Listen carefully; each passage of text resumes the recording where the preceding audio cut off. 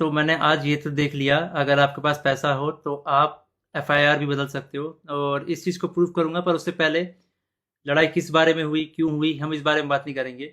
मैं सीधा पॉइंट पे बढ़ता हूँ। एलविश ने जो लोकेशन दी थी वो उसके घर की लोकेशन लोकेशन थी, या फिर किसी के तो घर की लोकेशन थी। और मेरा इंस्टिंक्ट बोला कि मुझे उसे अपने लोकेशन पे बुलाना चाहिए, जो एक पब्लिक लोकेशन हो। अब मेरे को यही था भाई कि जो भी गलतफहमी है डिबेट से सॉल्व करो। अगर आपको लगता है आप सही हो तो आप डिबेट करो, मेरे को लगता है मैं सही हूँ, मैं डिबेट करूंगा। तो कुल मिला के शब्दों से ही जीतना था इस चीज़ को। और मैंने पूरी तैयारी की थी। मैंने वहाँ पे सोफ़ा वोफ़ा सब लगाया था कि जब एल्विश भाई आएंगे तो वहाँ बगल में बैठेंगे, ये वो फलाना ठिकाना। लेकिन जैसे ही वो आए, एक तो अटैक करना शुरू कर दिया, ऊपर से बहुत सारे बंदों के साथ आए। ऊपर से ये भी नहीं था कि वन ऑन वन फाइट हो, उसके साथ उसके कुछ बंदे थे, वो भी मदद कर रहे थे उसकी। इस तरीके से मदद कर रहे थे कि मैं कुछ कर ही नहीं पा रहा था, क्योंकि मेरे को दो तीन लोगों ने पकड़ लिया था अगल बगल से। अब जब लड़ाई हुई, लड़ाई के बीच में ही एल्विश ने मेरे को लगभग ये अपने घुटनों से नाक पे मारा, कई बार हाथों से मेरे सिर्फ मुंह पे मारा। और जब मारा उसके बाद उसने बगल से एक फ़ोन भी उठाया जो दूसरे एंगल पे रिकॉर्डेड है, और फ़ोन से मेरे स्पाइन पे मारा। और आप सभी को पता है, अगर स्पाइन पे गलती से भी स्पाइन टूटता है तो आप ज़िंदगी भर के लिए लावारिस हो सकते हो, अपाहिज हो सकते हो। तो उसके बावजूद उसने मारा मारा। और उसके बाद उसने क्या किया, जान से मारने की धमकी भी दे दी। अब जान से मारने की धमकी एक दो बार नहीं दी, मल्टीपल टाइम्स दी। कम से कम जितना मुझे पता है 3 बार तो दी ही थी उसने धमकी जान से मारने की। और ऑफ कैमरा भी उसने कई बार जान से मारने की धमकी दी। अब ये सब होने के बाद जब लड़ाई वड़ाई ख़त्म हो गई, तो उसके बाद वो वापस जा रहे थे, तो वो जो बंदे लाया था उनमें से कुछ बंदे मेरे को, मतलब होता है ना एक प्यार से धमकाने वाला सीन, कि भाई सॉरी बोल दे, क्यों ले रहा है पंगे, ये वो। भाई मैं तो अपने चीज़ों पे अटल था। मैंने बोला मैं सॉरी तो नहीं बोलूँगा, क्योंकि मैंने गलती तो की नहीं है। उसके बाद एल्विश ने भी थोड़ा ट्राई किया था सॉरी बुलवाने के लिए, लेकिन मैंने उसको भी सॉरी नहीं बोला। और ये सब जब हुआ, तो शुरू में मेरे को लगा मेरे को सिर्फ यहाँ चोट आई है, क्योंकि मेरे को कहीं पे भी दर्द फील नहीं हो रहा था। तो मेरे को शुरू शुरू में सिर्फ यहाँ चोट आई। उसके बाद एक डेढ़ घंटे बाद मेरे को यहाँ पे दर्द होना शुरू हुआ, और फिर 2 से 3 घंटे बाद मेरे पूरे स्पाइन में दर्द होना शुरू हुआ। और इस तरीके से हुआ कि मैं सो ही नहीं पाया। सुबह 4 बजे मैंने सोने का ट्राई किया था, मैं दोस्त के घर साकेत गया हुआ था।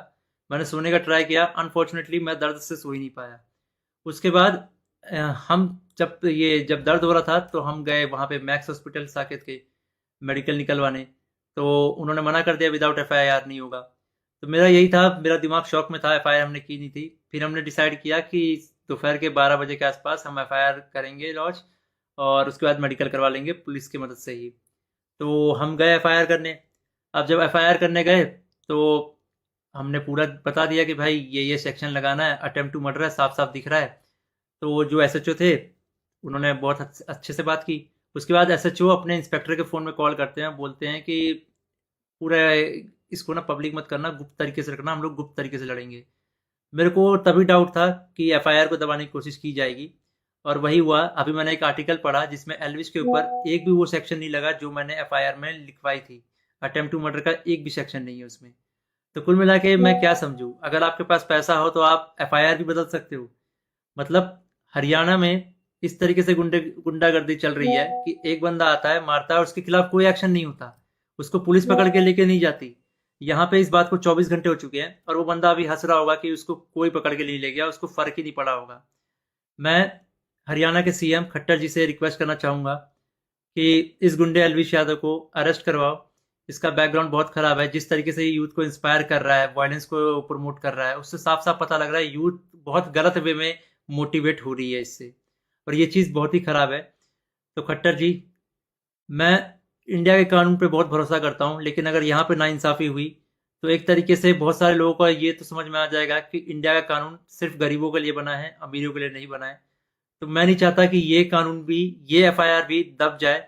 और साफ साफ पता लग रहा है दबाने की कोशिश की जा रही है इस एफआईआर को।